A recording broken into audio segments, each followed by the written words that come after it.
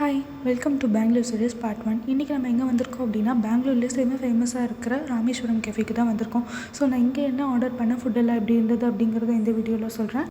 So நான் இங்கே ஒரு புதினா மசால் தோசை அண்ட் இவங்களோட சிக்னேச்சர் டிஷ்ஷான பெண்ணை தோசை அண்ட் ஒரு வெண்பொங்கல் ஆர்டர் பண்ணியிருந்தேன். ஸோ டேஸ்ட் வைஸ் பார்த்திங்கன்னா எல்லா டிஷ்ஷுமே எந்த குறையுமே சொல்ல முடியாத அளவுக்கு தான் இருந்தது. ரொம்பவே டேஸ்ட்டாக இருந்ததுன்னு தான் நான் சொல்லுவேன். எனக்கு ரொம்பவே பிடிச்சிருந்தது. காஸ்ட் பார்த்திங்க அப்படின்னா இவங்க கொடுக்குற டேஸ்ட் அண்ட் குவாலிட்டிக்கு இந்த காஸ்ட் ஓகே அப்படிங்கிற மாதிரி தான் இருந்தது.